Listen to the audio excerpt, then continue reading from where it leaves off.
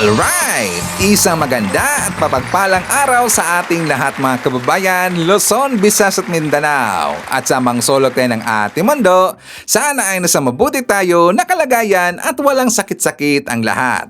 Ito po si Sir Ivan mga kababayan at welcome back dito sa ating YouTube channel. Okay, so mga kababayan ko, as usual, before tayo mag-start, welcome muna natin ang ating mga bagong viewers, mga subscribers at mga followers dito sa ating channel. Thank you so much na nagustuhan ninyo ang ating channel.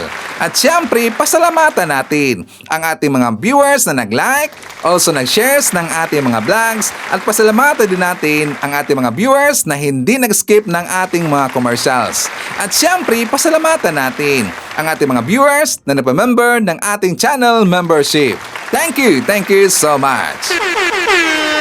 At syempre, i-shoutout natin ang ating mga pinalangga na mga legends, ang mga senior citizens. Hello po, kumusta ang lahat?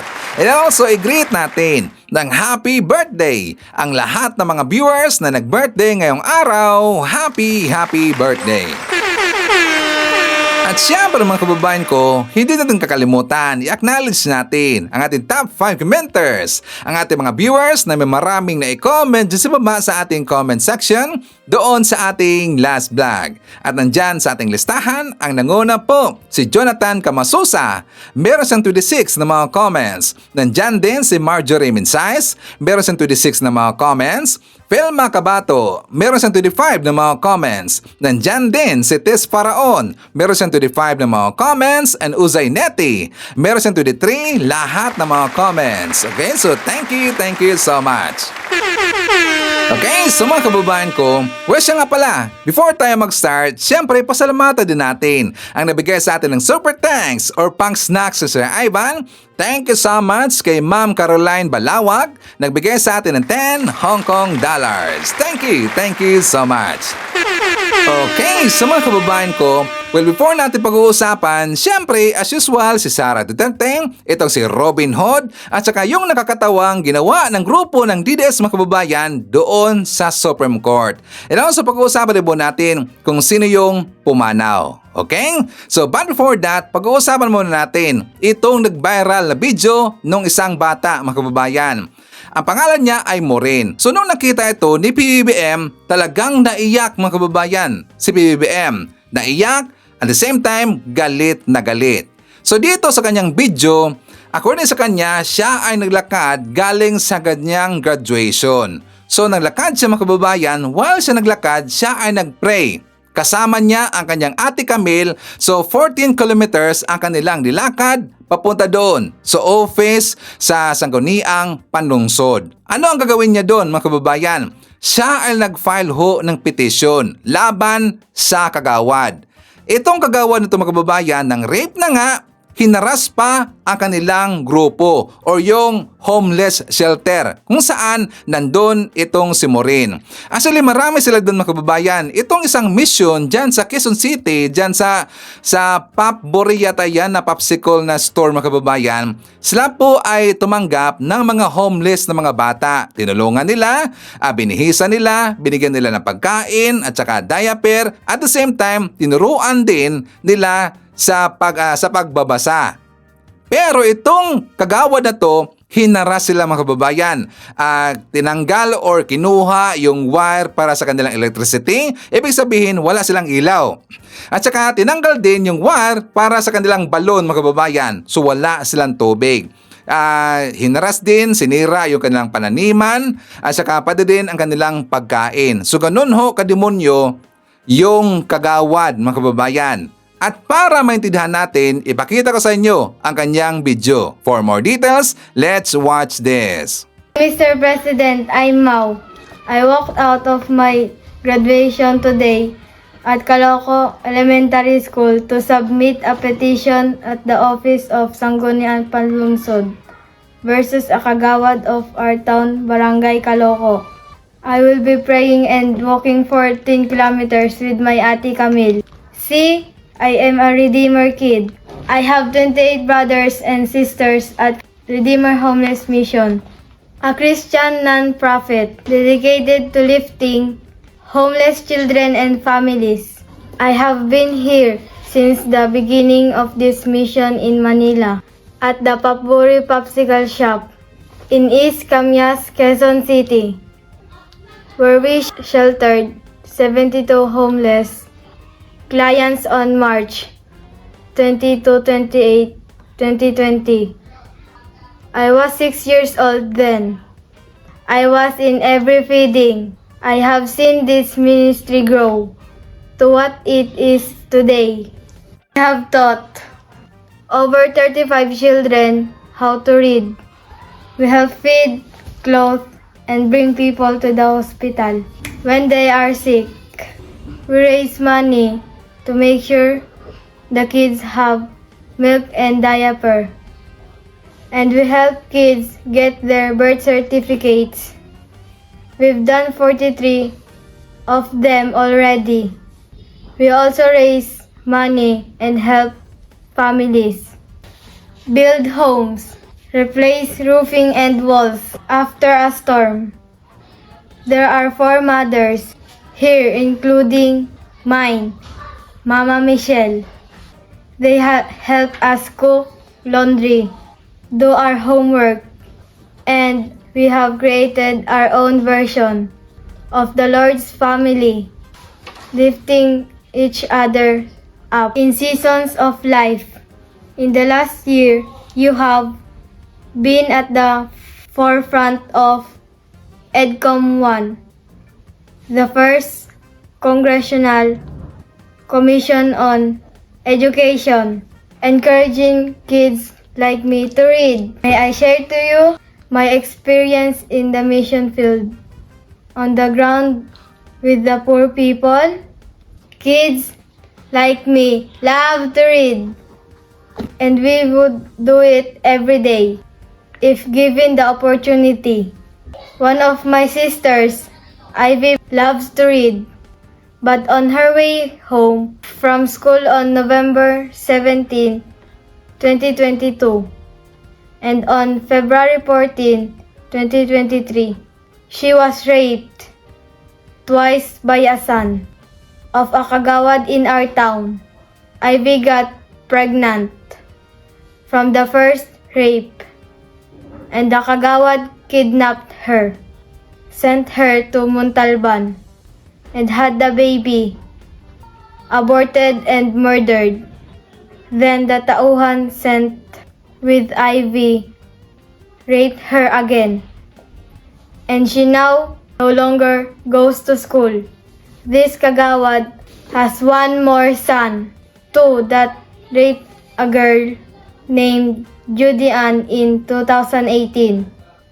As a child, I have watched this kagawad threaten us, cut and steal our electrical wires so we have no electricity, and cut and steal our wires on the balloon so we have no water, set grass, fires to kill us, put nails in our tires, destroy our coconut plants, and steal our tanim. Many of the families here stay in survival mode because government people make life very, very difficult. Question, Mr. President, how will we read if we are being raped? How will we read if our own government people cut our electrical wire so we have no lights? How will we read if our own kagawads cut our balloon wires so we have no water? We are kids. We are not involved in your political parties. I just want to go to school without being raped. So can you please help us, Mr. President? By the time you read this, I will be on my prayer walk. The petition which I will submit has 201 signatures from our community, including Kapitan Jason and Kagawad Terobias, Kagawad Yanan, Kagawad Tatel, and Kagawad Ipin, who have supported us. Maybe if you have some time, you could walk with me. I'll make you kwento. Thank you for your time, sir. We are praying for you. May the Father give you the fortitude to protect the children of Caloocan and the entire Philippines. I'm Mau, and I approve this message. Siya nga pala, merong koreksyon mga kababayan. Hindi pala ni-rape nung kagawad, kundi nung mga anak ng kagawad mga kababayan. Yung nagangala na Ivy, twice siyang ni-rape nung isang anak ng kagawad. At meron ding instance, anak din ng kagawad, nung year 2018, yung nagangala na Judy Ann. So ang ginawa pala nitong kagawad ay hinaras sila. Pati ang kanilang homeless shelter mga kababayan. Tatanggalan sila ng electricity, tatanggalan sila ng tubig, at saka pinagplanuhan pa sila na tigiin mga kababayan. Feeling nila, sila ay untouchable mga kababayan. Bakit ko naisip yan? Kasi nga nagawa nung dalawang anak niya. Parang feeling nila sila hari-harian sila dyan, hindi sila kayang walang puro ng mga tao dyan takot sa kanila. Kaya siguro ganun na lang ang ginawa nung dalawang anak at saka pati nung kagawad mga kababayan. Feeling nila na sila ay hari-harian dyan sa lugar na yan. So ngayon, nung nakita yan ni President BBM, tinugunan kaagad ni President BBM mga kababayan. Pinadalahan kaagad ng pulis doon sa lugar ni Morin at saka siyempre doon kay Morin para yan iimbestigahan. As early as 12 noon yesterday, I have already directed the concerned units, particularly RD of PRO5, RD of NCRPO, RD of 4A, DCIDG, as well as the District Director of QCTV. As of now, for your information, a case had been filed already for the case of rape that was November 17, 2023 and February 14 13, 2023. Nakakulong na yung suspect doon is now accused. Accused na siya, hindi na siya responded. Isip nakukulong. Trial on the merits. Upon inquiry dun sa court concern in Bicol. Sana itong kagawad at saka ang kanyang dalawang anak mga kababayan, sana manlaban doon sa mga pulis. Ano ang ibig mo sabihin sa Ivan? Siyempre alam na natin yung paibig sabihin, dapat or sana manlaban. Kasi nga kadimunyuhan ang kanilang ginagawa mga kababayan, grabe talaga eh. At saka thank you so much kay President BBM, tinugunan kaagad mga kababayan. O di ba DDS, kapag kayo ay manawagan kay President BBM, talagang aaksyonan yan kaagad ni President BBM. Kasi ang ginagawa ng mga DDS mga kababayan, di ba, walang iba kundi manira lang, di ba, mangharas lang, inaalipusta si President BBM, sinisiraan, yan kasi ang ginagawa nila. Pero hindi nila alam matulungin si President BBM. Napakabait ni President BBM. Handang-handa siyang tulungan lahat ng mga Pilipino kapag kailangan ang kanyang tulong mga kababayan. So tingnan nyo, tinulungan kaagad si Morin. At saka naalala niyo ba mga kababayan, meron din isang tsuper, isang driver na senior na nawagan kay President BBM. So ginawa ni President BBM, tinulungan kaagad. Ganon kabait ang ating presidente, mga TDS. Diba? So anyways mga kababayan ko, forward tayo. Pag-uusapan natin itong tanong ng ating viewer. Anong tanong niya si Ivan? Kasi meron siya ipinakita sa akin na podcast. Sabi niya, si Ivan, totoo ba ito? Doon sa podcast na pag-usapan nila itong si Digong, na daw sa panahon ni Digong mga kababayan, merong pinalaya na mga Chinese drug lords. At saka according dito sa nagbulgar sa ginawa ni Digong, meron dang nangyayaring freedom for sale. Ano yung freedom for sale, Sir Ivan? Ang ibig sabihin, kapag ikaw ay kriminal at saka nakulong ka at marami kang pera, makakalaya ka if the price is right. Yan ang ibig sabihin ng freedom for sale mga kababayan. At yan ang nangyayari doon sa 4 na Chinese drug lords. Totoo ba yan, Sir Ivan? Yes, totoo yan. At yan ay nabalita last 2018 mga kababayan at saka somewhere in 2019. And also, ibinalita rin yan ni Lacson na pati din ang mga PDEA mga kababayan dismayado doon sa desisyon ni Digong na pinalaya yung 4 na Chinese drug lords. At saka nabalita yung mga kababayan na yung isa dyan na Chinese drug lord doon nahuli sa Taiwan. Diba ibinalita natin yan dito, nahuli doon sa Taiwan dahil din sa droga mga kababayan. Pero dito sa Pilipinas, sa panahon ni Digong, pinalaya yung mga Chinese drug lords. So ipakita ko muna sa inyo ang video. For more details, let's watch this. Mga kababayan, pakinggan po natin tong isinuwalat, binulgar po dito ni Madam. Ito po ay isang podcast, no, kung saan in-interview siya ng isang content creator or vlogger. Ito po yung source natin. Kung hindi po ako nagkakamali, siya po yung in-interview ni Ted Pailon din. Napakinggan ko po yan.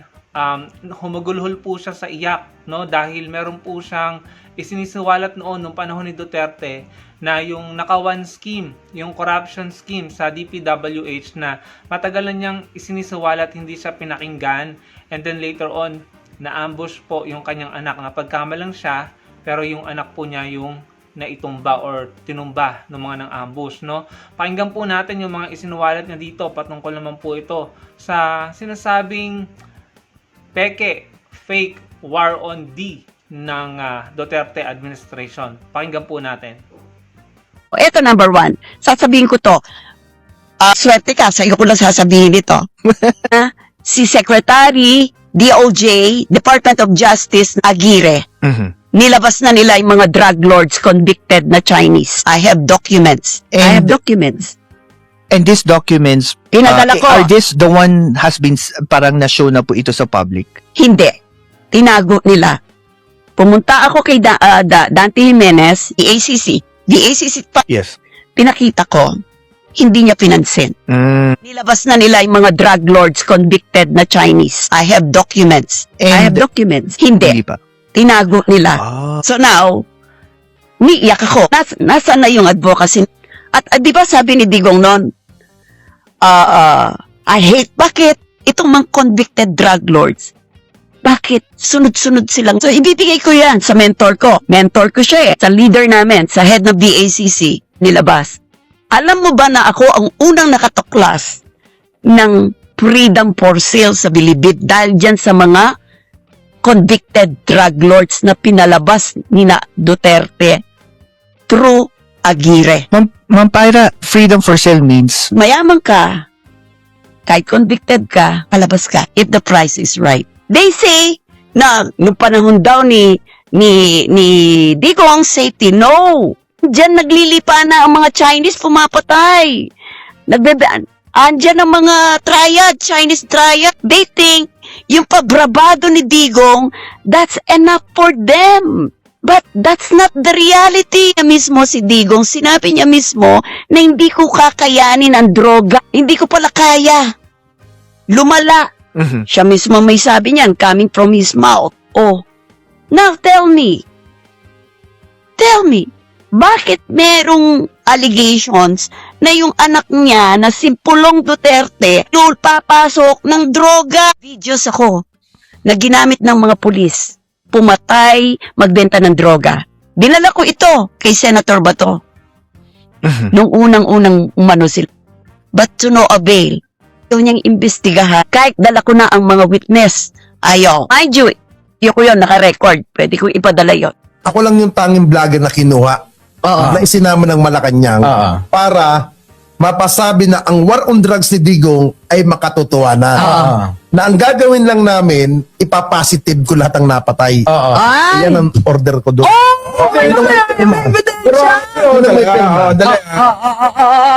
Naku po. Ito ba, banggitin ko pa to? Wag na. Oo, wag na. Ito ang papel ko dyan, nandiyan pangalan ko. Oo nga. May mga document pa dyan. Oo. Uy, grabe. Nandito ang mga ebidensya, mga kababayan.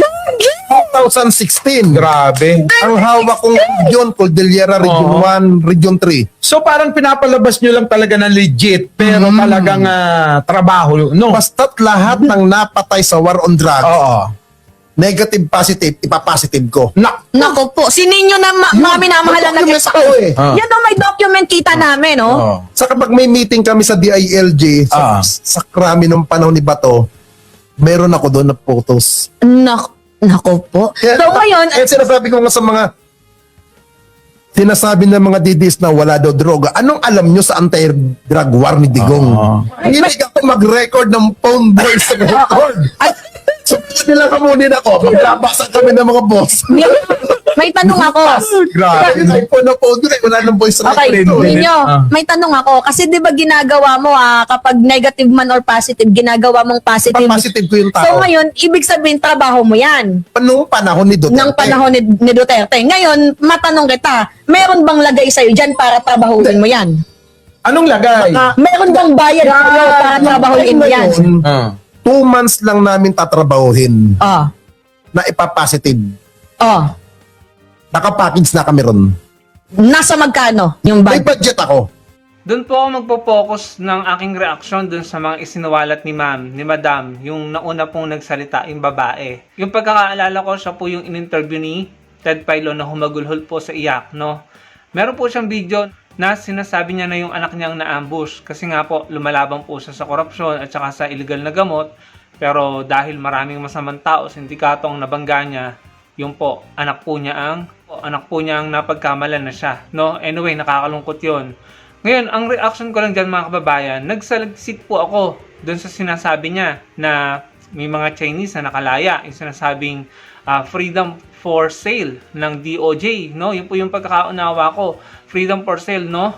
Ngayon, tinignan ko po yung mga balita noon, panahon ni Duterte, at ito po natagpuan ko 7 years ago. So, mga around 2019 or 2020 ito, no? 2019. 7 years ago, panahon ni Duterte. 4 na convicted Chinese D-Lord. Convicted, ibig sabihin napatunayan na sa korte. Pinalaya pa, mga kababayan. Kung daw ako nagkakamali, basahin niyo yung balitang yan. Si Pa Eldon po, ang head ng Bucor dyan. Anong ginawa kay Pa Eldon? Pinalaya niya eh. Yung 4 na convicted Chinese D-Lord, mga kababayan. Pinanagot ba si Pa Eldon? Kung matatandaan niyo si Pa Eldon, bago naging Bucor yan, nag-custom muna siya. Nung nasa custom siya, nakapasok ang mga magnetic lifter, ang mga pinanagot lang mga maliliit na tao, mga Pilipino. Walang Chinese D-Lord, walang mga big time. Si Pa Eldon din yun. Sa custom. Nung nakapasok ang mga bilyones na halaga ng shabs na yung pinagbabawal na gamot na nasa magnetic lifter, si Pa Eldon din yun. Inilipat siya sa Bucor. Paglipat niya sa Bucor, nakalaya yung 4 na convicted Chinese D-Lord. Mga kababayan, pambihira naman. Come to think of it, sana ma-realize nyo. Kaya hindi ko masisisi yung mga taong nagsasabi na peke or fake ang war on D ni Duterte, mga kababayan.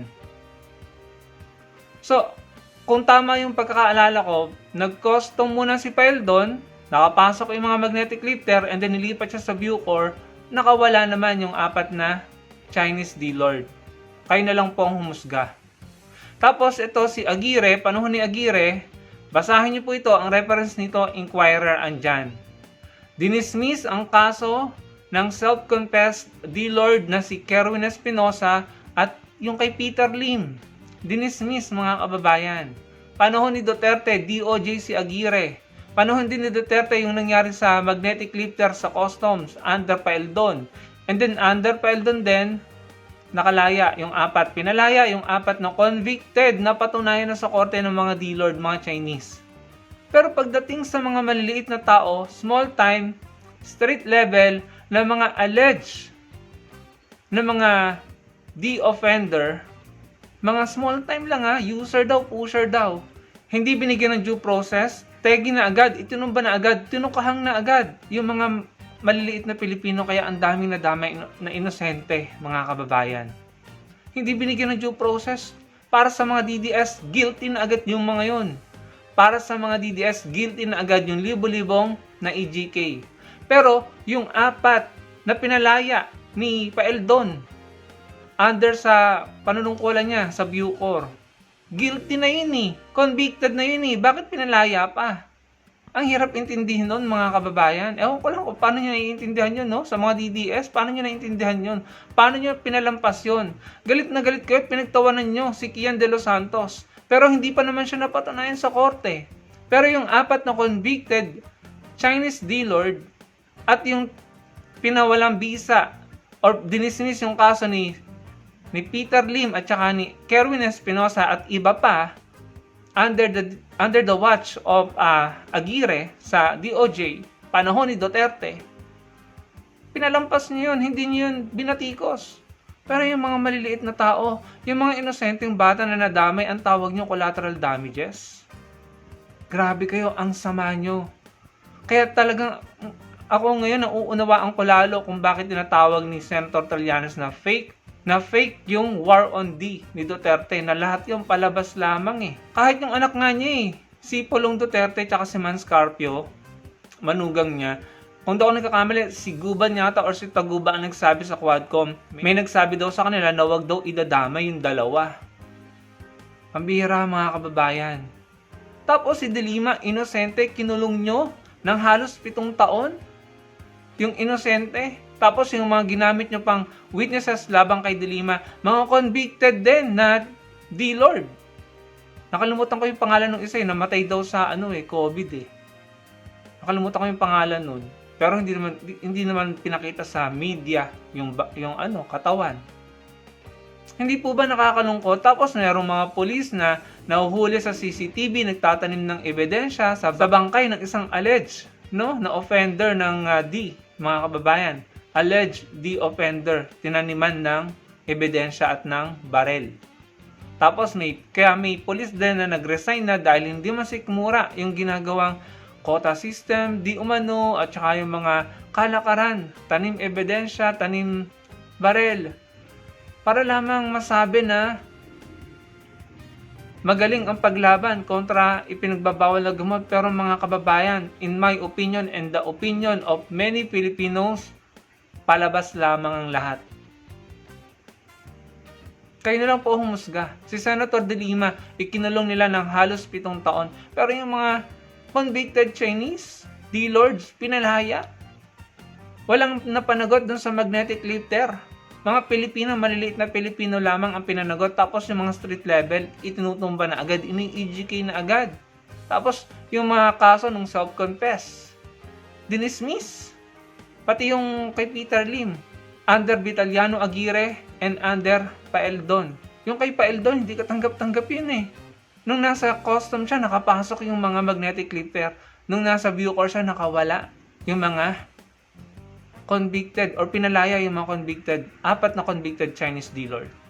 Pambihira naman yung ginawa sa atin mga kababayan. Kinanong po humusga dyan. Nakakaumay, nakakagalit. Tapos gusto pa nilang makabalik sa kapangyarihan. Good luck na lang po sa atin pare-pareho kapag nakabalik po yung mga yan. Huwag na po tayong umasa na magiging maayos pa ang Pilipinas.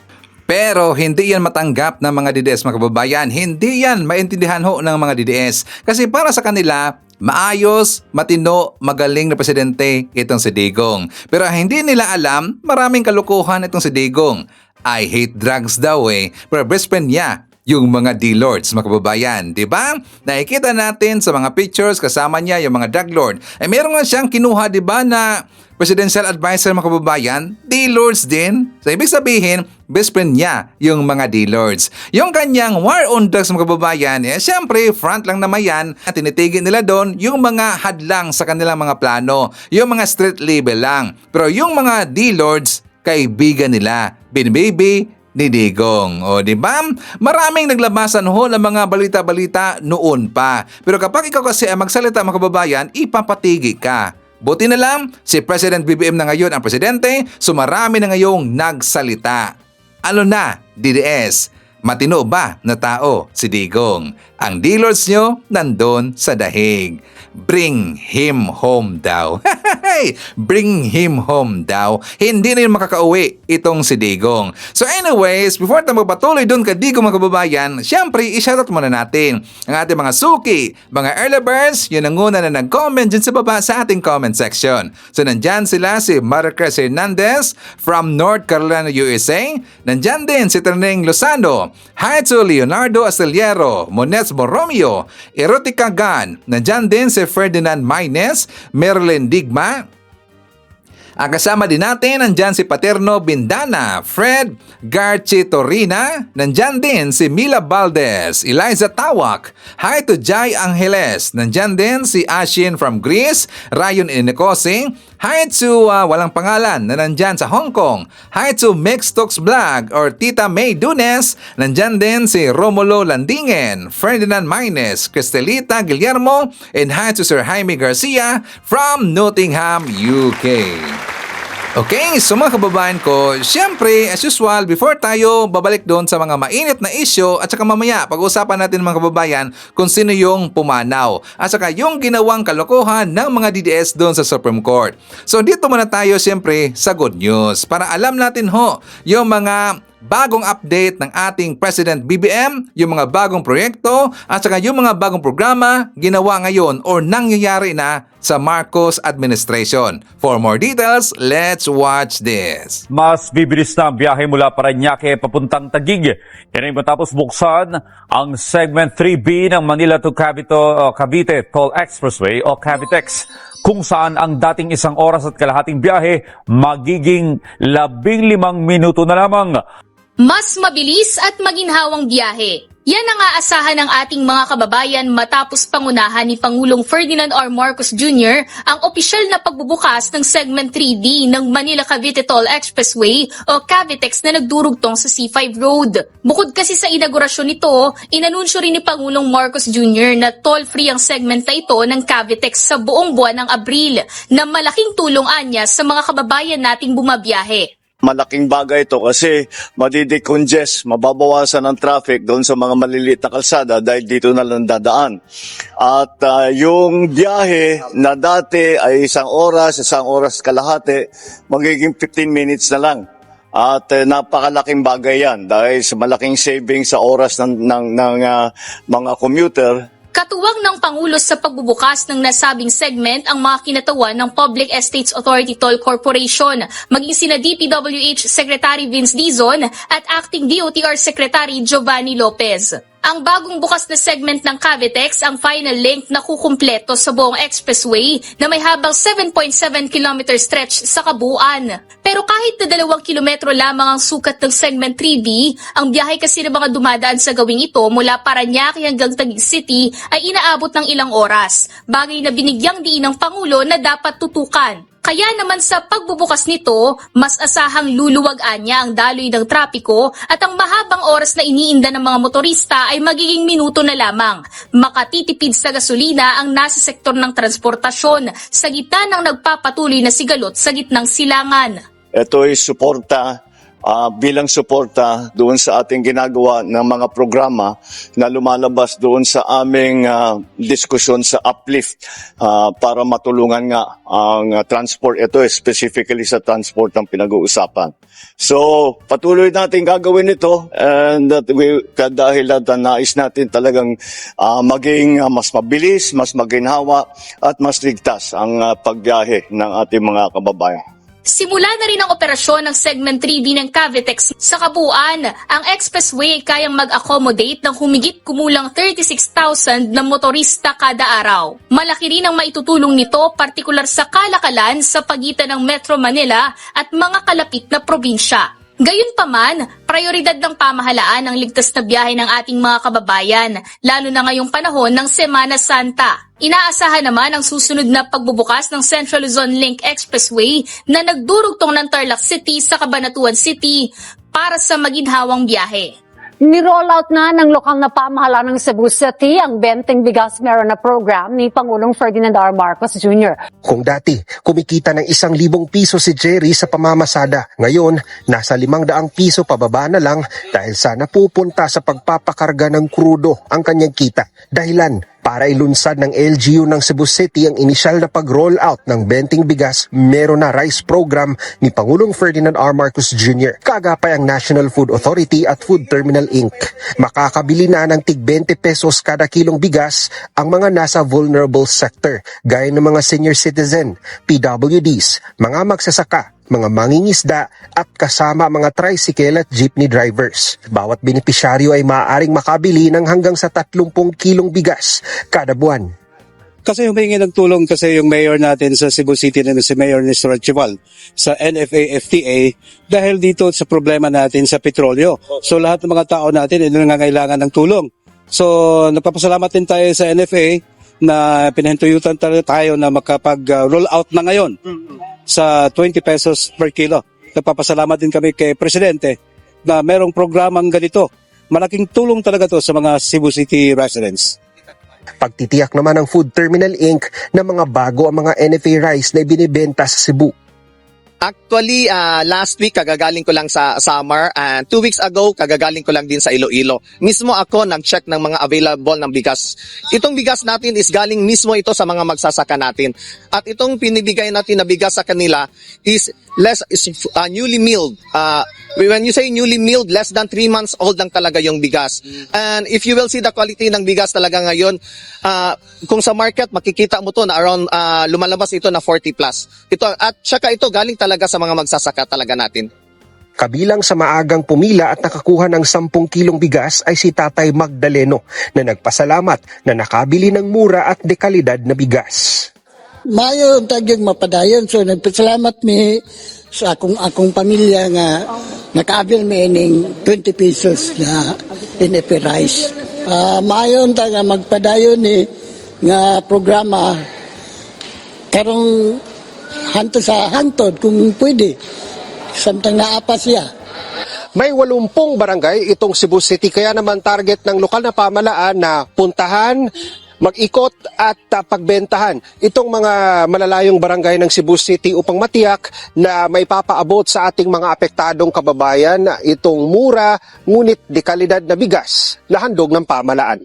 Inanunsyo ng Philippine Charity Statistics Office o PCSO na magde-deploy sila ng landing craft vessels ngayong taon sa Batanes.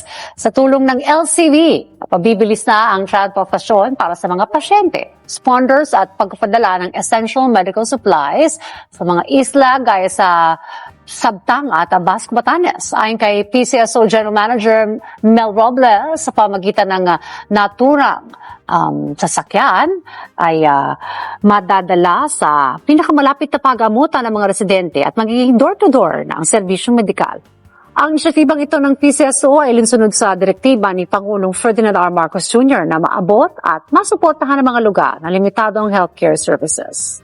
Mas pinabilis ng Department of Energy ang pagpasok sa grid ng higit 1,000 megawatts renewable at storage project sa bansa ngayong buwan ng Abril. Layunin nito na palakasin ang supply ng kuryente sa gitna ng patuloy na tensyon sa gitnang silangan. Ang bagong kapasidad na ito ay manggagaling sa renewable energy sources. Sa katunayan, ang proyektong ito ay higit 20 bahagi ng 200 power plants na ipinag-utos ni Pangulong Ferdinand R. Marcos Jr. na pabilisin sa loob ng 3 taon para madagdagan ang power supply sa bansa. Ayon kay Energy Secretary Sharon Garin, mahalaga ang agarang pagpasok ng mga bagong kapasidad upang maprotektahan ang power system at matiyak ang sapat na supply para sa publiko. Okay, so dagdagan natin yung good news. Ano yun, Sir Ivan? Darating na this month, April 2036, yung in-order natin na oil supply galing sa iba't ibang bansa. Ilan lahat, Sir Ivan? 900,000 ho kabarrels. According sa balita mga kababayan, and according dito sa data, 300,000 barrels galing yan sa Malaysia at saka sa Singapore. Darating probably next week. So, early April mga kababayan. So, another 300,000 kabarrels na diesel galing yan sa North Asia at saka sa India. That is mid-April. At saka dagdag na 300,000 kabarrels galing sa Oman at saka sa Singapore. This coming end of April. Okay? So para yan idagdag ho sa ating oil reserve dito sa Pilipinas. So sana mga kababayan, no, kapag darating na itong 900,000 kabarrels na oil supply, sana bababa na yung presyo ng diesel at saka ng gasolina. So hopefully, mangyayari yan mga kababayan as soon as possible. So anyways, forward tayo. Galing tayo sa good news mga kababayan. Dito rin tayo sa bad news. Ano yung bad news mo, Sir Ivan? Isa sa mga loyalista pumanaw na 4 days ago. Si Ma'am Grace Angbat ko mga kababayan. Grace Angbat ko. Actually ang kanyang totoong pangalan ay Vela. Bella ang bat ko. So pumanaw siya 4 days ago at doon ko na lang ito nalaman mga kababayan nung nag-post na si Harold kahapon doon sa kanyang page, doon sa kanyang personal page. Actually, itong si Harold, siya yung may-ari ng BBM Youth na Facebook page. So nung nakita ko mga kababayan, ang mukha ni Ma'am Grace ko, naalala ko siya. Actually, masayahin yan mga kababayan. At saka, na-meet ko siya sa Malacanang, that is year 2025. At saka, siya po ay napapicture kay Sir Ivan. Talagang masayahin yan eh. Kaya nga, nung nakita ko ang kanyang picture mga kababayan, na pumana na pala itong si Ma'am Grace, talagang nalungkot sa Sir Ivan. So, kay Ma'am Grace, ang bat ko, rest in peace, ma'am. At saka, my deepest condolences sa kanyang pamilya. So anyways mga kababayan ko, forward tayo. Dito tayo sa ginawang kalokohan ho ng mga DDS. Kasi nga March 30, pumunta pala itong mga gunggong nito doon sa Supreme Court mga kababayan. At bit-bit nila yung kanilang isinagawang payout campaign, ang signature campaign mga kababayan para daw mapapalaya nila itong si Digong na nandun sa dahig. Diba? So ang ginawa nila, dinala nila ang kanilang nakalap na mga pirma na 304,000 lang pala lahat na pirma mga kababayan. 304,000 lang ang nakuha nila na pirma. Ang ibig sabihin, 304,000 lang pala yung mga DDS. Diba? So dinala ito doon sa Supreme Court para mag-file sila ng petition para mapauwi itong si Digong. For the context mga kababayan, ipapakita ko sa inyo ang kanilang video. For more details, let's watch this. Bali, ilan na po yung total yung lahat ng nakakalap? Total signatures po na nakalap namin after 4 months is 304,304 signatures. All verifiable, 304,000 strong support to encourage the Supreme Court to decide on the habeas corpus cases filed by the Duterte siblings. Ilang signature campaign na po yung inaasahan na napasok? May mga dumarating pa, marami pang mga dumarating. So basically, ito mga na-prepare namin ngayon. Ito yung mga napaghandaan namin na mga signatures na isasubmit namin. Marami pang mga dumarating. Sa darating na mga araw, pag nalipol namin ito, mag-schedule kami ng susunod na submission. Pero sa ngayon, wala pa pong date. May naging time, panawagan ba kayo sa Supreme Court? Yes. 304,000 is 304,000. And these people came to us nang walang kapalit, walang ayuda, wala kaming maibibigay. Lahat sila lumapit at umaasa, nakikilos na ang Korte Suprema para ipaglaban ang ating soberanya. Mami, you know your full name? Ito po yung maleta. Mabigat talaga. Yan ay maleta ng pirma, Hindi po pera to, ha? Boses ng bayan! Boses ng bayan! Ano po ang complete name po nila? Joey Cruz po. Joey Cruz. Joey Cruz. Anong organisasyon po? Wala po kaming organization. All of us are volunteer here. All are pitching in para po sa movement. We receive a standard of public service that remains unmatched. And we believe as an ordinary Filipino, we believe that this is the standard that every Filipino should not should not forget and not accept any standard less than what was set by PRRD.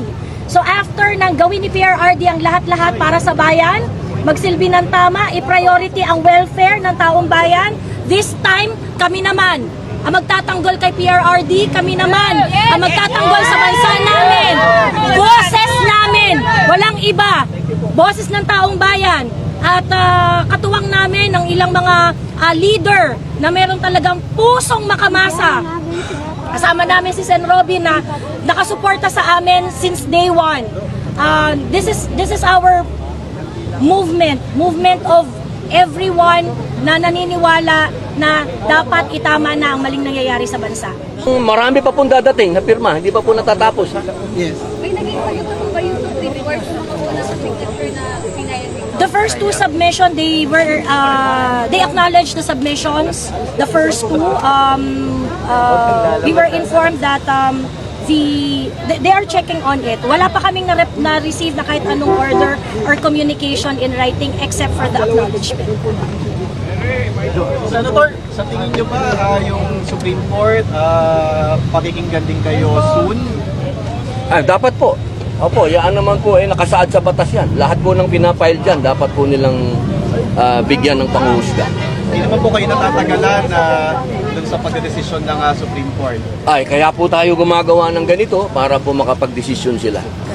Sana sa mga tao na nandyan, lalo na yung mga reporter, sana binatukan nila itong si Senator Robin Hood kasi bobo talaga di ba?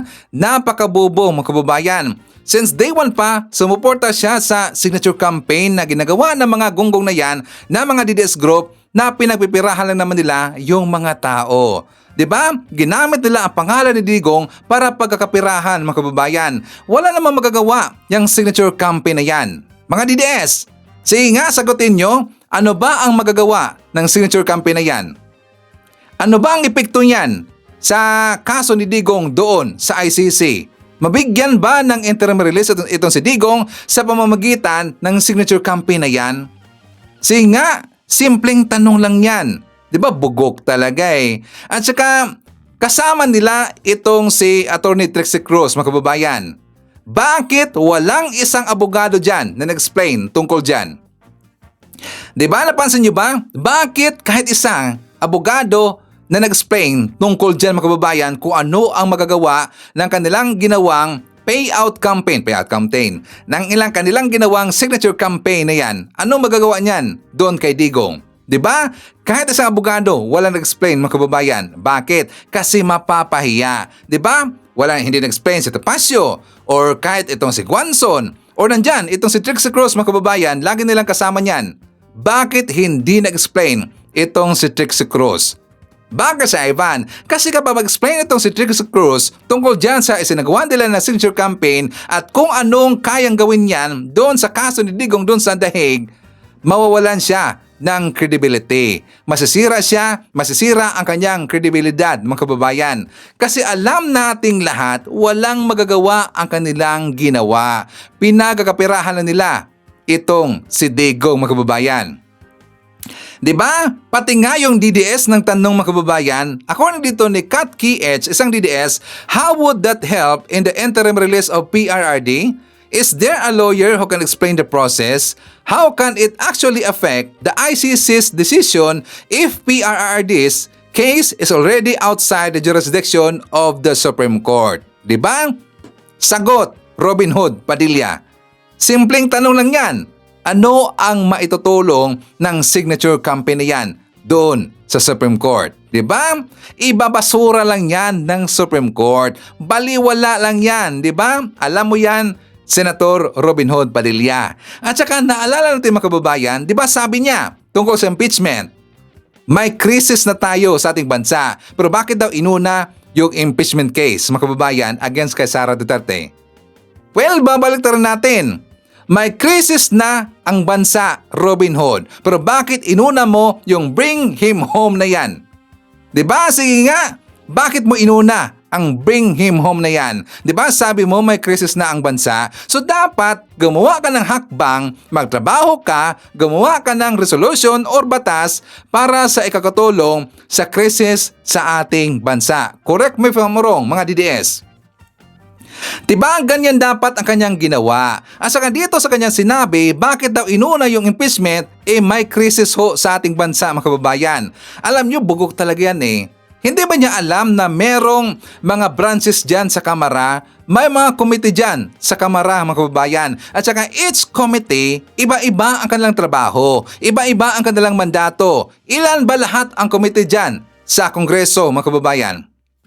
If I'm not mistaken, 21 ho lahat DDS. Isipin nyo, 21 ho lahat ang komite dyan sa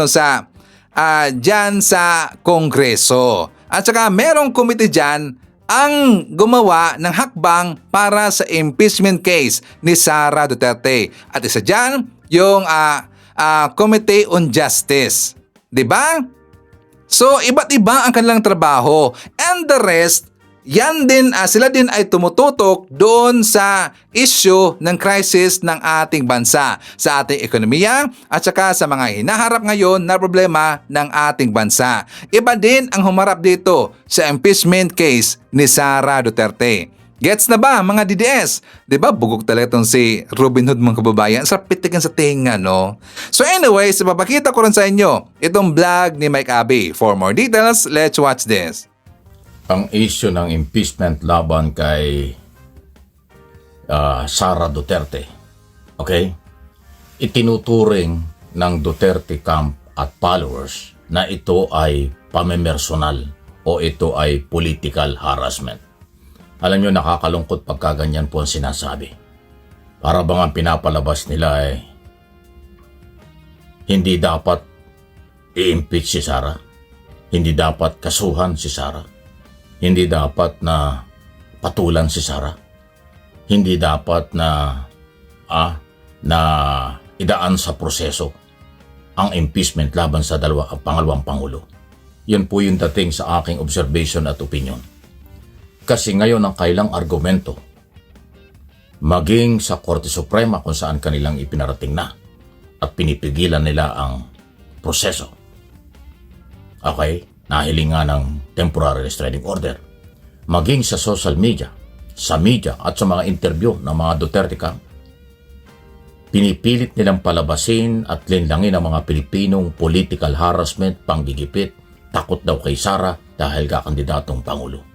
Napakalayo po nun sa layunin ng batas 1987 Constitution.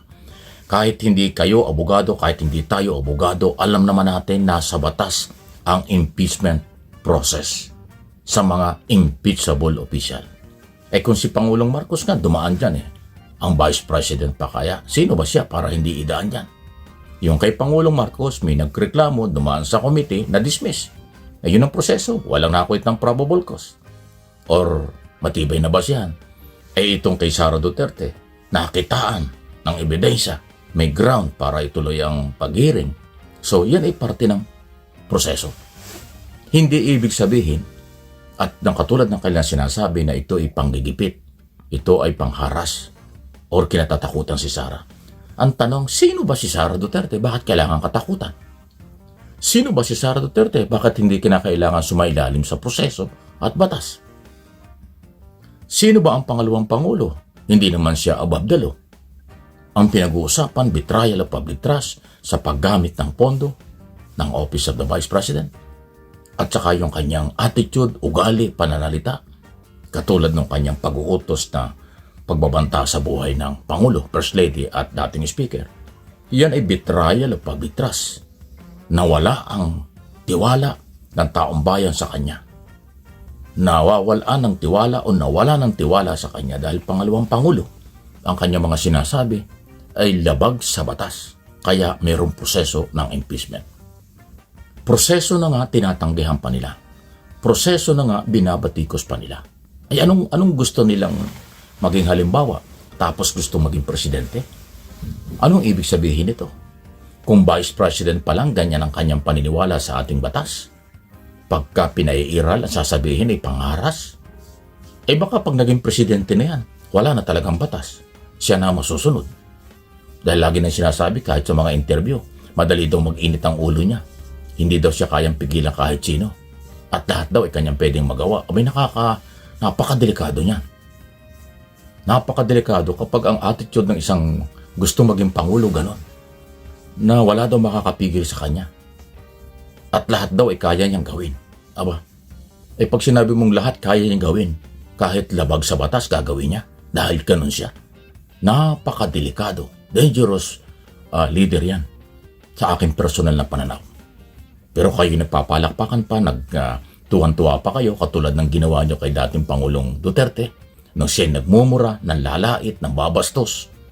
Kung kani-kanino sa television, worldwide, sa social media, palakpakan kayo. Tuwan-tuwa kayo. Ngayon nung kasuhan, nakakulong. Anong ginagawa nyo ngayon? Di ba? Puro batikos pa rin dahil siya nakulong. Sino may kasalanan? Kayo. Kasi kinonsinti nyo yung pinaggagawa ni Duterte nung panahon yon. Ngayon, itong kanyang anak, ganun din ang dating. Ang kanyang mga sinasabi sa interview at ambush interview, kung ano man kanyang gustong paliwanag, parang nalilihis sa direksyon ng isang liderato na dapat ay pamarisan, maging magandang halimbawa. Palakpakan pa rin kayo. Tuwan-tuwa kayo. Di ba? So, sa tingin ko at aking opinion, Yung mismong supporters ng mga Duterte walang awa sa mga Duterte. Inilalagay niya sa balag ng alanganin ng mga Duterte. Kasi yung ginagawa ng mga Duterte at pananalita nila, hindi nga tama yun eh. Mali nga yun eh. Lalabag at lalabag sa batas pag yun ang pinamarisan. Pero tuwan-tuwa kayo. O di kayo naglalaglag sa kanya.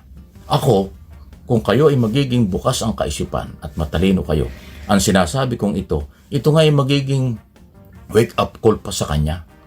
Constructive criticism ito, kapupulutan pa niyo ng aral na sumunod sa batas, hindi pwede ang siga-siga, hindi pwede ang lalabag sa batas. Sumunod sa proseso para maging magandang halimbawa. Rumespeto sa iba para maging halimbawa. Diba? Yun ang kailangan. Ngayon, kung hindi kayo magbago, manatiling gusto nyo yung ganong style na siga-siga, mabay pagkabastos, walang respeto sa kahit kanino, walang respeto sa batas dahil yun ang gusto niya, siya ang masusunod, kaya niyang gawin ang lahat ng gusto niyang gawin. Kapahamakan yan.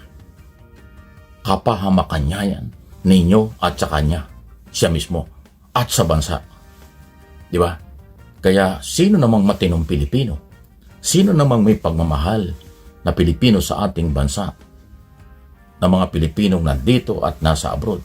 Kung ganyan ang ipinapakita, paano mo susuportahan, paano mo isusugal ang kinabukasan ng iyong mga anak at apo sa ganyang klaseng galaw at pananalita?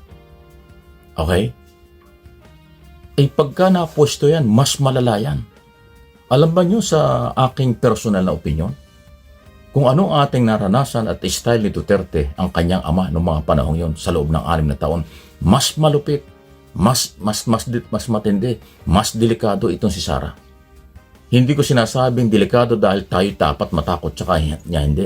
Mas delikado, mapapalagay sa alanganin ng ating bansa. Maging kaya tayo sa ibang international community or magiging malayo sa kultura ng Pilipino, maka-Diyos, makatao kapag ganyan ang style. Kung hindi siya magbabago. Kaya hindi pwede ang ganon. Ngayon kung siya'y magbabago dahil sa ating paliwanag na ganito at palaala, baka makakatulong sa kanya. Definitely makakatulong. Pero kung hindi siya magbabago at hihigpitan niya, mas matindi pa na parang ang dating ay siya ang dapat masunod, na parang hari ang dating, kung anong gusto, kaya daw niyang gawin.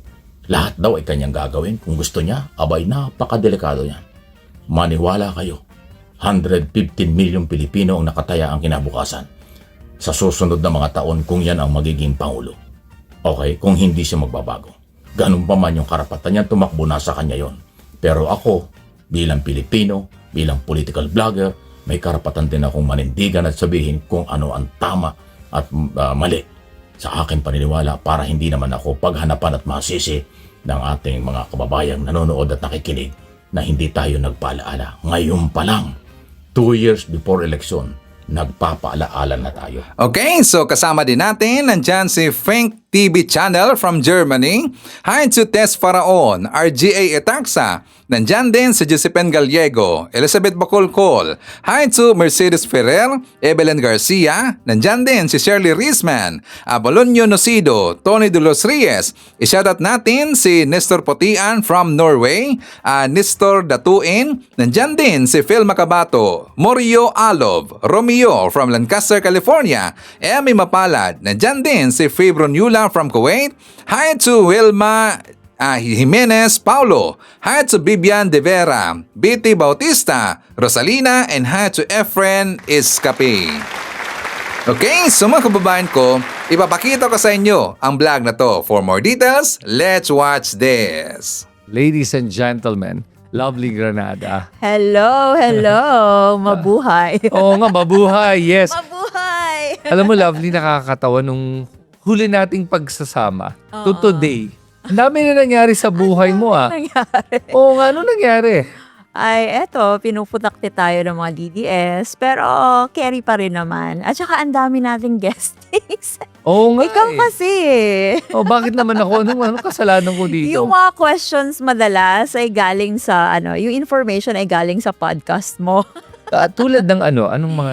Like, when they knew na galing akong Butuan and lumaki sa dyan. So, although it's a known fact naman, pero mas marami kasi talagang napanood yung podcast niyo po. And I feel like dun galing yung mga information. Yes. So, at saka, And I thank you po. I thank you for amplifying my voice. Ang ganda ng response. yes, sobra. May mga bashers naman pero overwhelming pa rin yung support. Yeah, and for me, I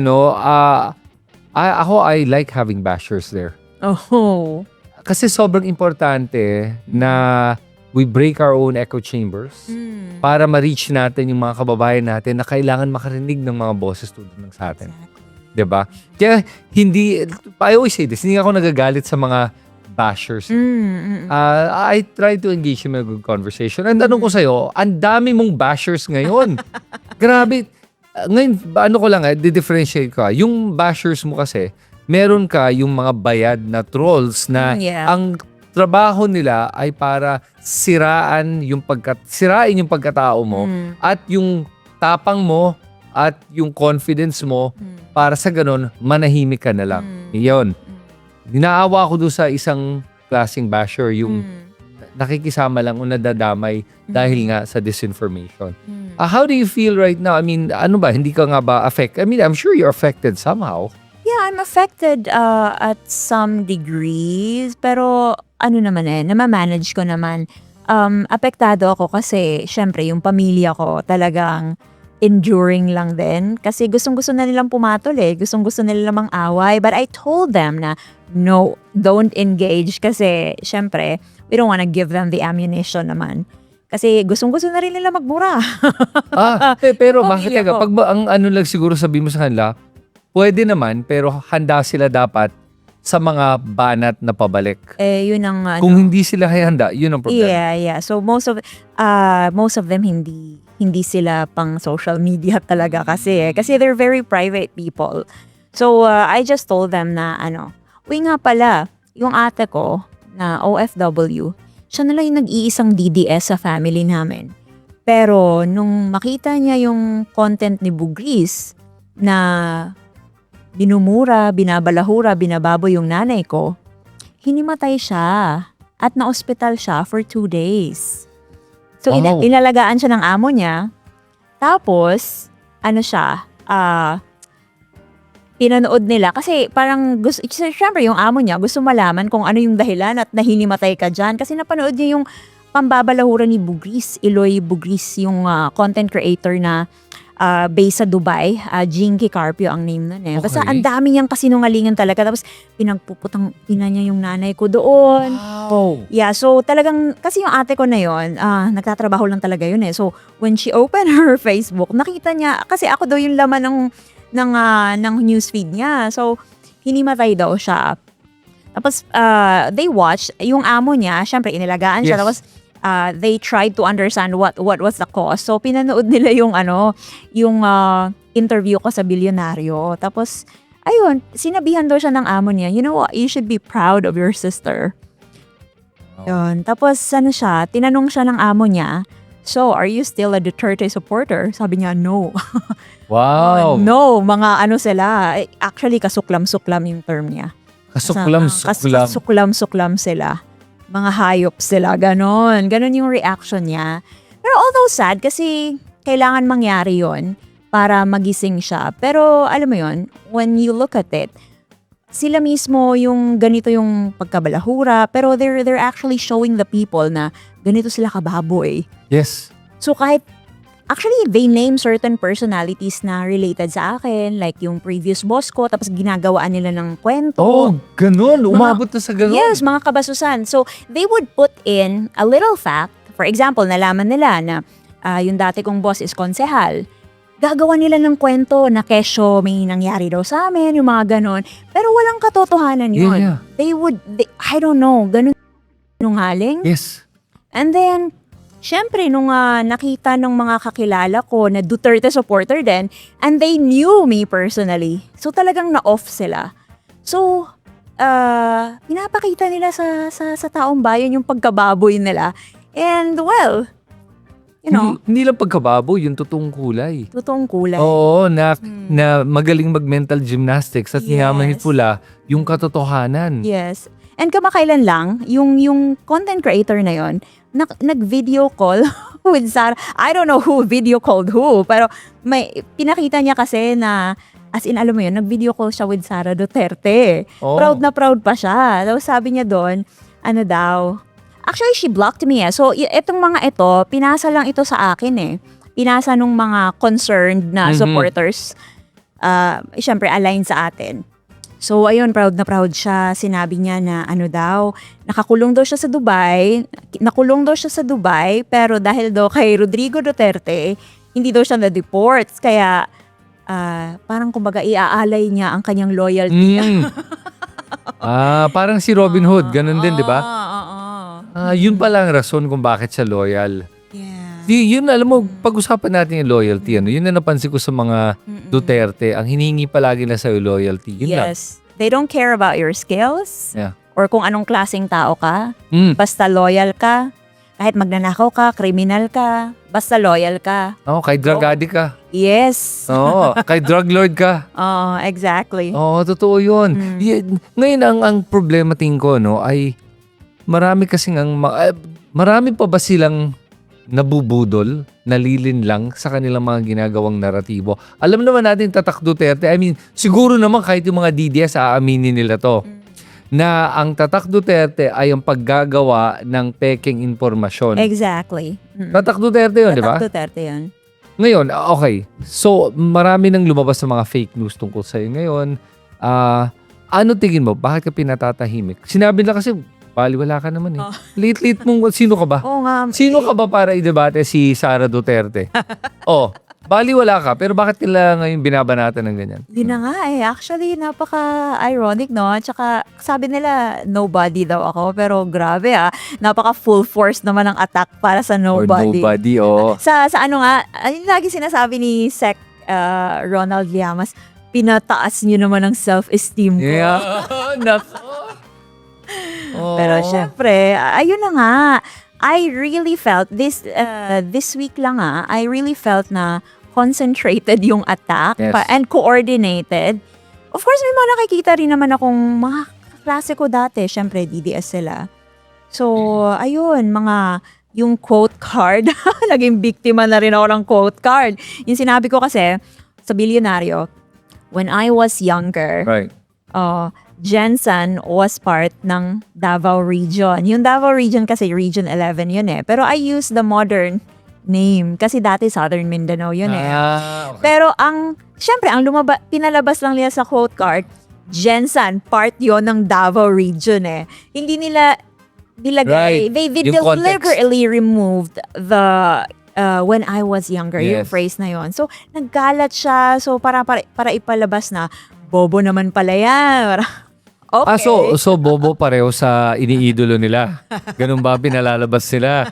Pero yun ang nakapagtataka, alam mo yung sa akin, yung atake ng mga Duterte trolls. Again, I'm going to differentiate Duterte trolls from supporters.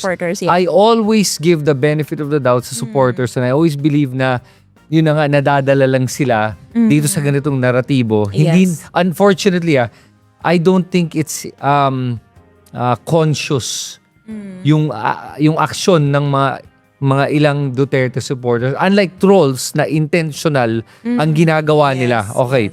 So, ito yung ginagawa ng Duterte supporters na mapapansin nyo ng mga Duterte trolls. Ito mapapansin nyo. And I'm sure napansin mo to. Hindi ka nila kinakalaban sa mga punto na nire-raise mo. Hindi sa mga issues na binabanggit mo. Ang laban nila sa'yo, kung may binanat ka na sabihin mong, eto corrupt. Corrupt si Sara Duterte. Debate natin kung corrupt siya o hindi. Ang sabihin lang, hindi. Pangit ka kasi. Exactly. Yun ang debate. Pero kaya, bobo ka. Pero okay, sige, bobo ako. Bakit ako bobo? Sige, let's talk about sino ba talaga ang bobo. I-debate natin yun. Hindi, dahil tanga ka. Palaging ganun. Palaging ganun. Yun na lang ba ang kaya ng mga Duterte supporters, trolls, ay ad hominem attacks. Yung ad hominem, yung pang-insulto. Ang tatawag sa'yo ng tanga, pangit, yun na lang. May isa pa silang may isa pa silang linyahan. Ano pa? Pag sinabi mong magnanakaw yung si Sara Duterte, magnanakaw yung mga Duterte, tapos sasabihin nila, bakit bakit di mo tinitira yun? Magnanakaw din naman yun, deflection. Yes, so yung pa isa pa. Pero sa akin I'm sure may magsasabi pa rin naman sa akin to, pero wala akong sinasanto. I'm sure wala ka rin sinasato. Yes. Sa akin, listen, kung merong lumabas, may ebidensya, why not? O sige, speaking of that, mga recent developments ngayon sa mundo ng politika, yung 18 Marines. Hindi ko talaga matawag na Marines kasi nga, may ilan nga doon, hindi naman Marines Okay, yung Marites. Sige, 18 Marites na lang. I think that's accurate. Kasi yung mga binabanggit nga nila, kapani-paniwala ba? No. Bakit? Hindi ka panipaniwala kasi actually napanood ko yung press conference nila. Tapos may Jessica Soho interview pa din. Alam mo yung nagsisignal sila sa isa't isa, tapos parang nai-impluwensyahan yung mga sinasabi na depende sa nauna. And you can really feel that. Tapos maraming inconsistency sa Yun. mga pinagsasabi. Kaya nga 'di ba nung ihiwalay sila na Ayaw. ang strong nito Passion, no? Parang talagang kinukundin na niya yung ganong normal lang naman yun na ihiwa-hiwalay silang tanungin, interrogate, pero parang ayaw na ayaw nila. Ano bang kinatatakutan nila na individual interview lang, hindi naman interrogation, interview. Interview. Yes, interrogation kasi is different. The term interrogation is different from interview.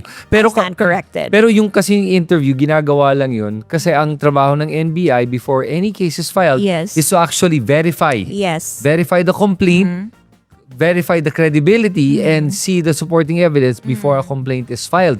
That's normal. Otherwise kasi, maraming mga bogus cases na lalabas tulad ng nangyari nung nakaraang administrasyon. Exactly. Ang daming bogus cases. Ngayon kasi meron na silang what they call na dapat yung evidence is ang tawag mo doon, may certainty for conviction. Yes. Otherwise, bakit isasampa mo yung kaso na wala yun? Pampadagdag lang yun. Yeah, na nababag down ang judicial system at Exactly. maraming mga napaparusahan ng jail time na hindi naman nararapat. Unfairly. Yeah, unfairly tulad ni De Lima. Yes. Fake yung 7 years yun, Yeah, 7 years for fake evidence. Yeah, Nakakainis, di ba? So, yun yung ginagawa ng NBI para manigurado lang na walang peking mga makapasok na ebidensya.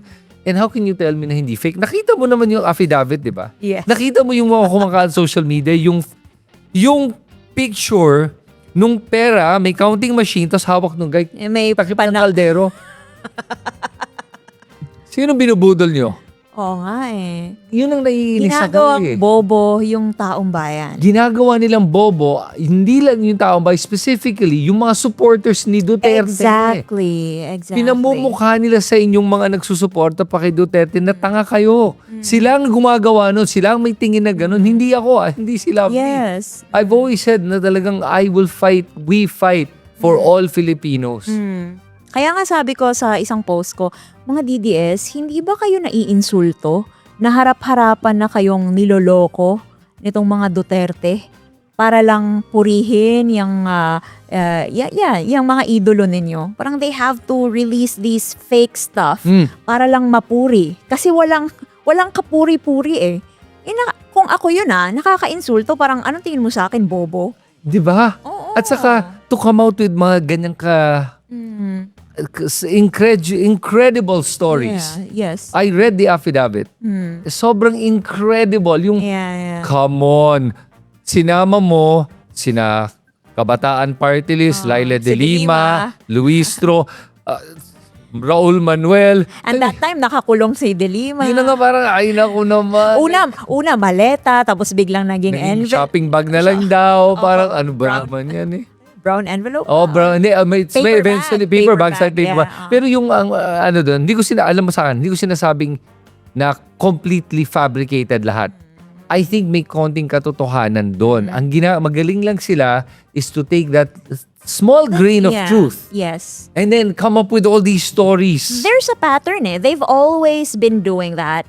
Konting katotohanan. And Tapos, then, lahat imbento. Yun. Kaya mahirap paniwala. Kaya pag nagtataka si Mike Defensor, bakit hindi imbestigahan ng Senate at tulungan ang 18 Marines ilabas ang katotohanan? Kasi nga, ang hirap paniwalaan yung mga sinasabi nyo sana naman make it credible. Oo, exactly. Diba? Kasi kung credible, why not? Why not? Tayo mismo, diba?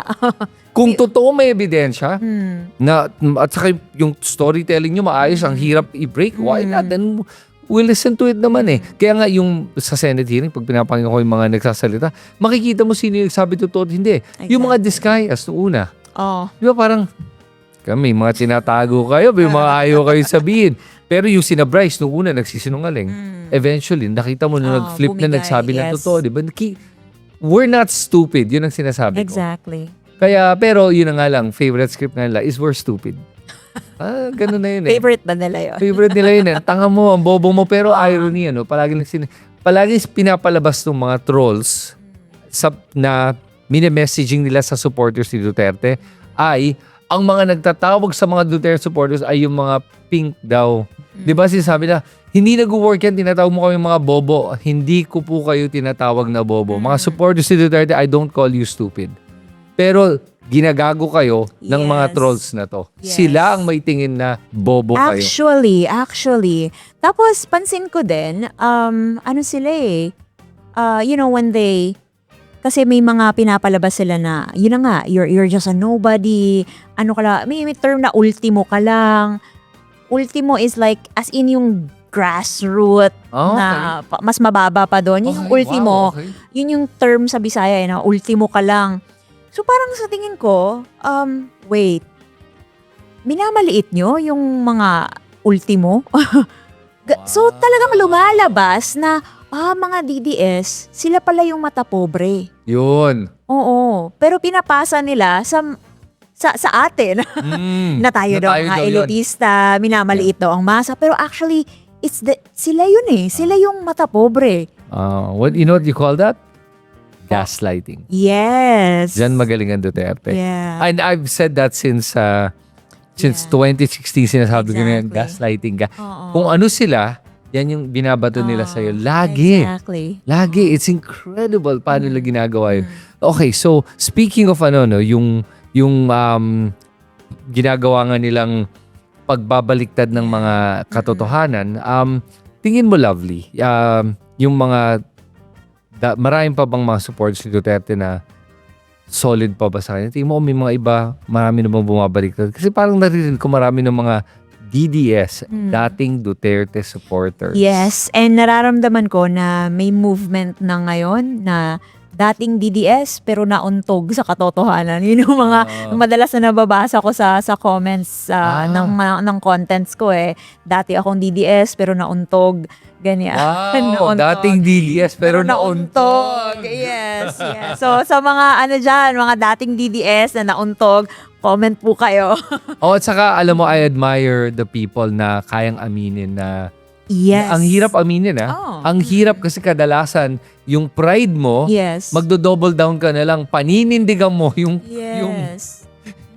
dati mong pinaniwalaan. Yes. Pero tulad nga nung nakausap natin din kanina, di ba? Inamin nila, DDS ako dati, pero natauhan ako, hindi ko na-realize gaano ko ka nabulag sa mga kasinungalingan at mga katarantaduhan na ginagawa ng mga Duterte.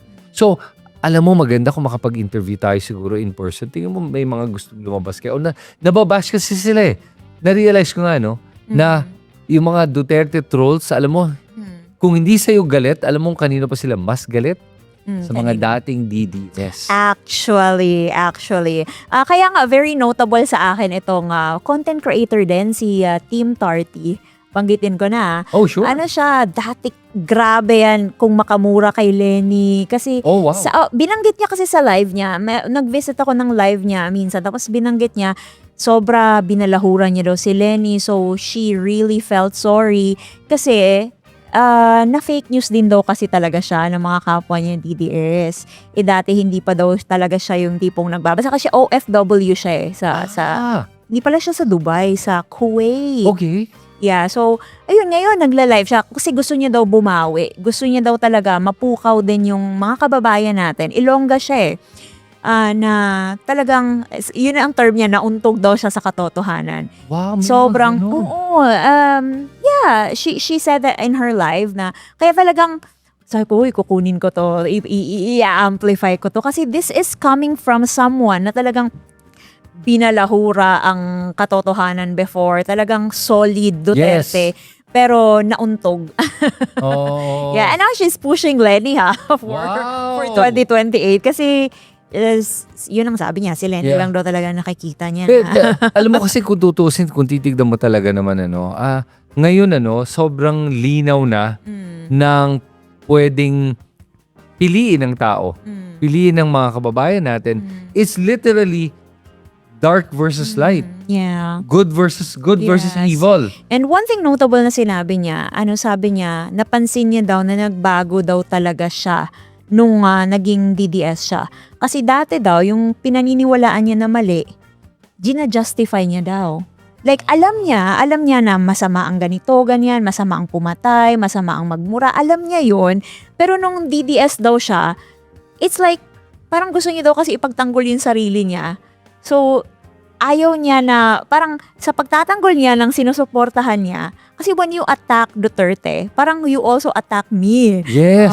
Na yung sinusuportahan ko. So, parang you're also attacking me. So, parang nadja-justify niya na yung mga pagmumura, pagkabalahura, nadja-justify niya na yung pati pagkitil ng buhay ng tao. So, napansin niya yun nung nauntog siya, like, oh my God, I was so disgusting. So, ang gandang pakinggan ng mga testimonies na ganyan. Wow! Okay, ang dami palang ganun. At saka, Yes. ang maganda dito, mukhang influential tong taong to. Marami siguro tong followers, marami siya nakumbinsi. Well, she's growing. Oo, tapos ngayon, baliktad na. Ngayon, parang kung nga bumabawi na nga siya. Kaya galit na galit din sa kanya. Kaya nga yung galit na sa kanya. At saka alam mo, ginagamit ng mga trolls ngayon. Again, trolls yung mga trolls sa bayad. They're going to claim na hindi ka naman talaga DDS May mga resibo siya. At least papakita mo nga, eto, para hindi fake kang DDS Kasi ang totoong DDS, kahit nasabihin nating pumatay ng tao si Duterte, paninindigan natin, yan ang tunay na solid na DDS. Sus Marios. Ay Lord.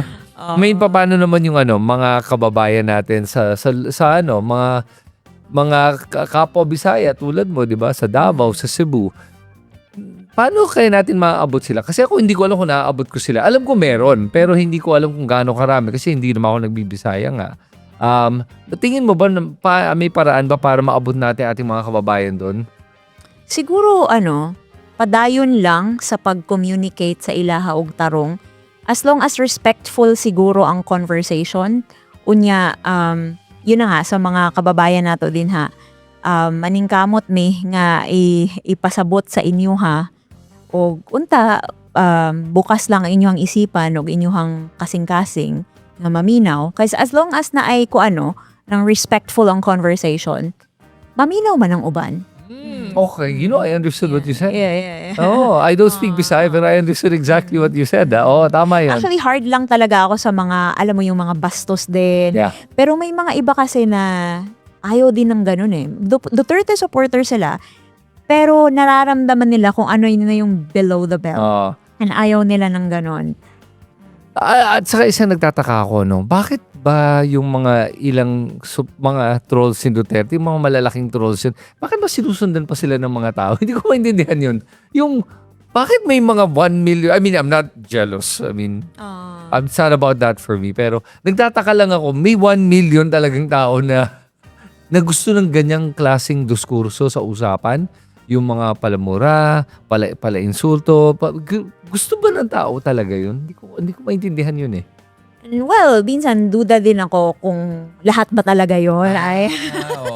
Lahat ba talaga yun? Kasi parang etong mga taong to, actually when they brought up my followings din, sabi na, ilan lang ba followers mo? Magpadami ka muna ng followers bago ka gumanyan-ganyan.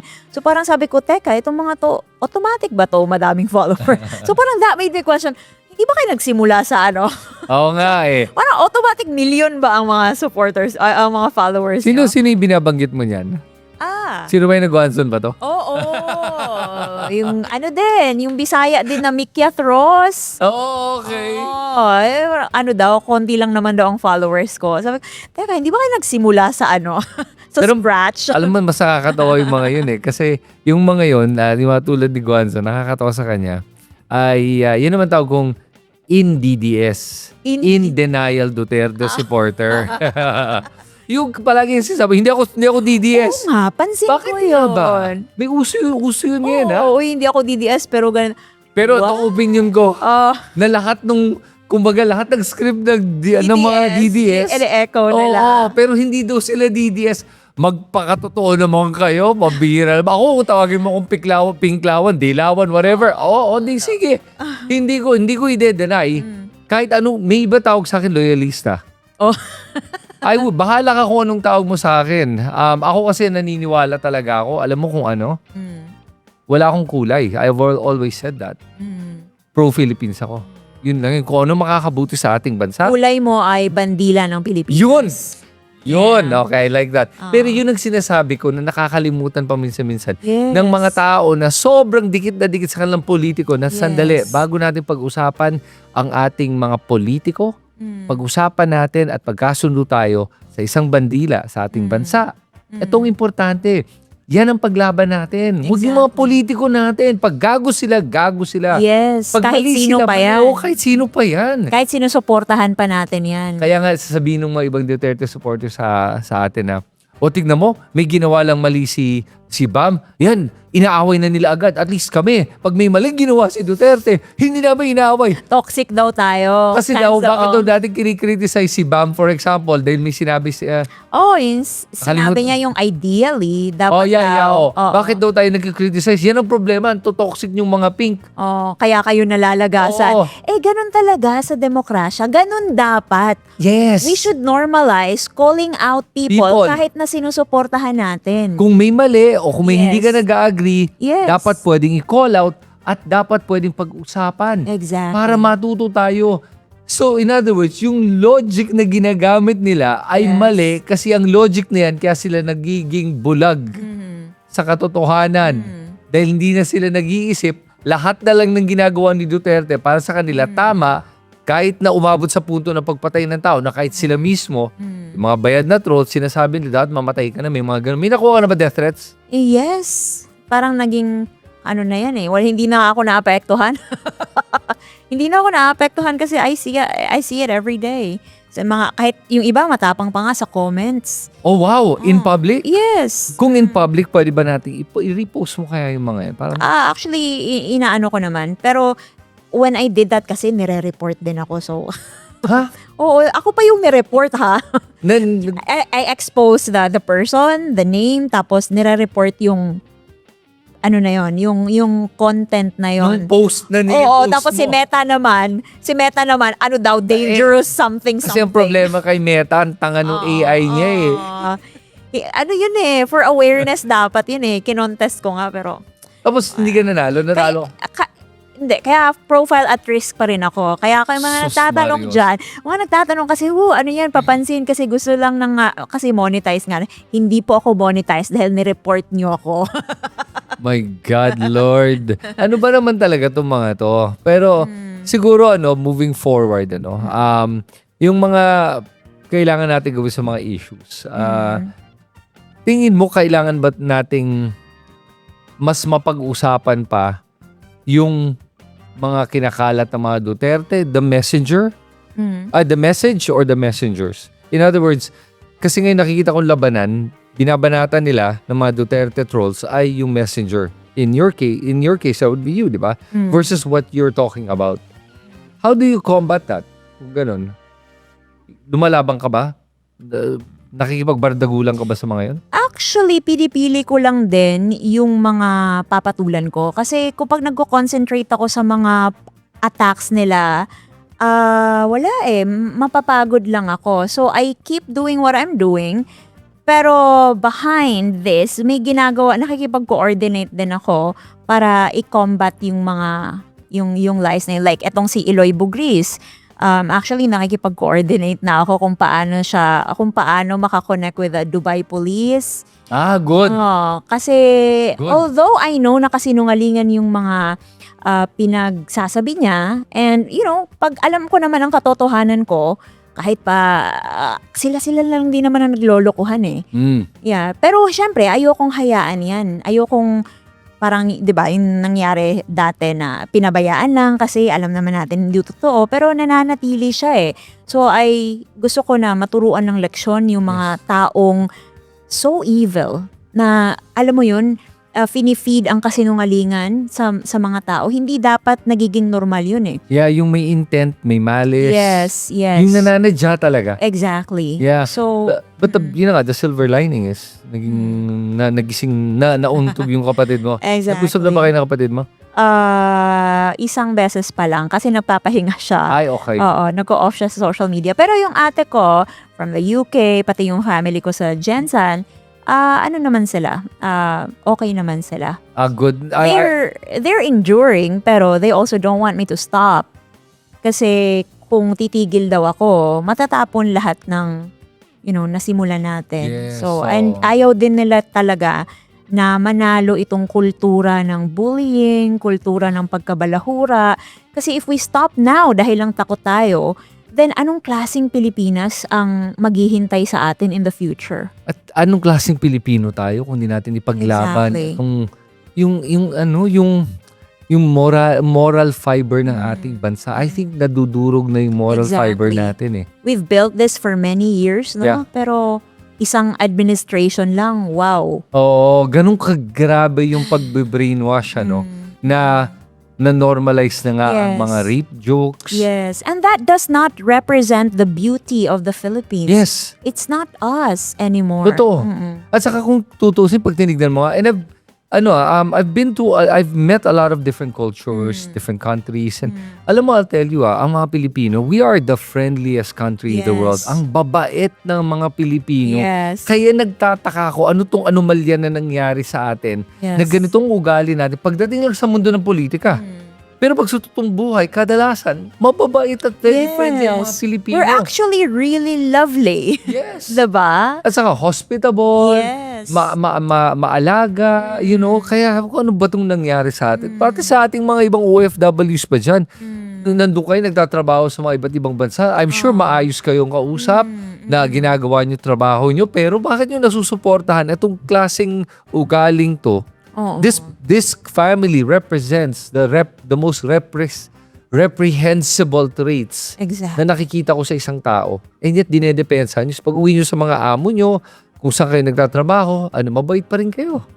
Diba? I'm sure hindi kayo ganun kabastos. So, maayos kayong kausap, nagtatrabaho ng maayos, hindi kayo abusado. Pero paano nyo nasusuportahan yung ganyan? Exactly. So kung ganun, ngayon, andito na tayo ngayon, sa 2026, where things are about to move towards the election.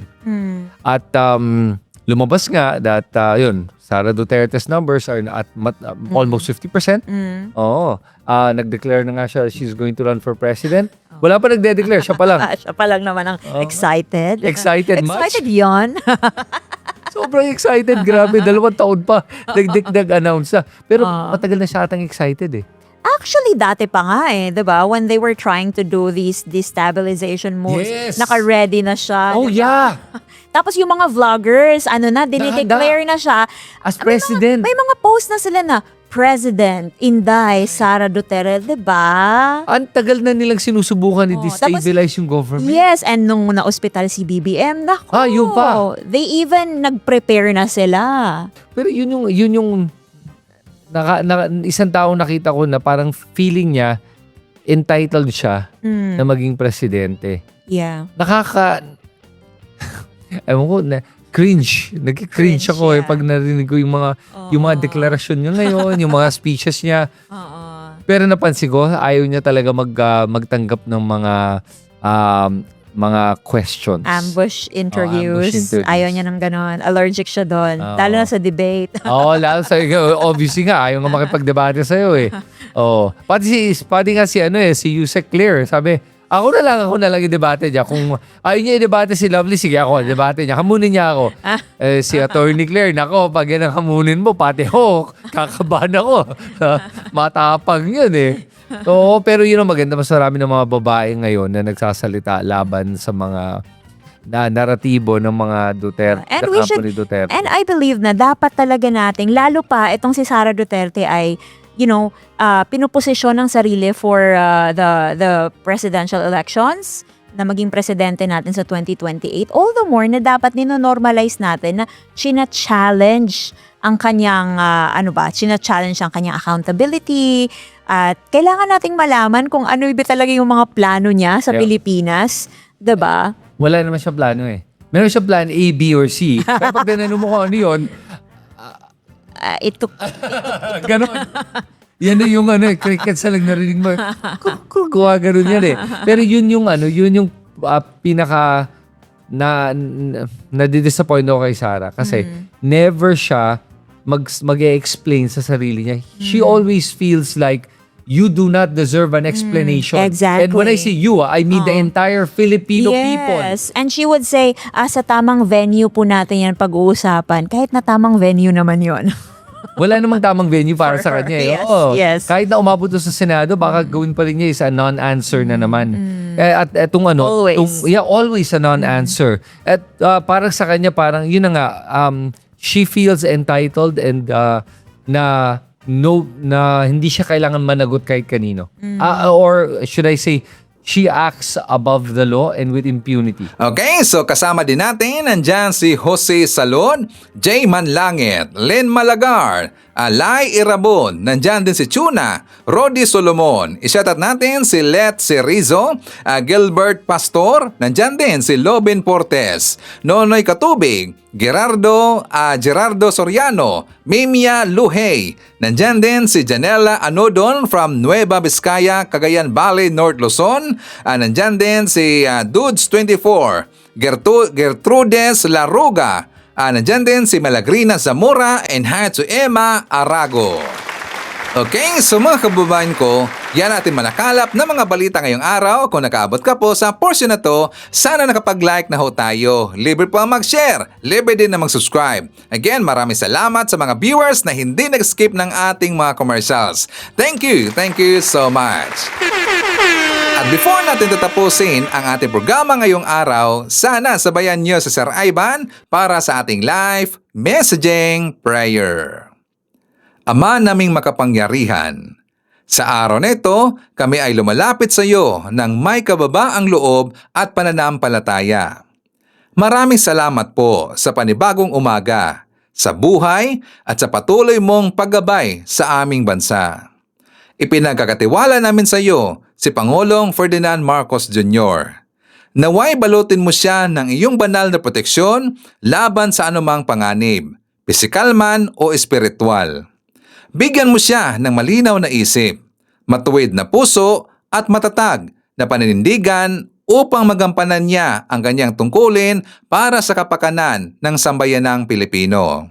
Gabayan mo siya sa bawat desisyon na kanyang gagawin upang ito ay laging nakaayon sa katotohanan, katarungan at kabutihan ng lahat.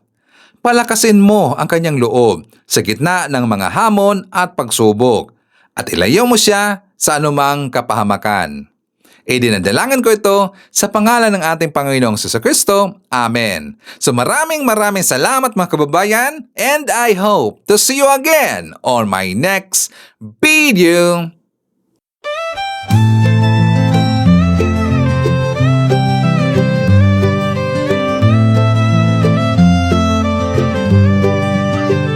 Sa bawat pagsikat ng araw, ikaw ay nandyan.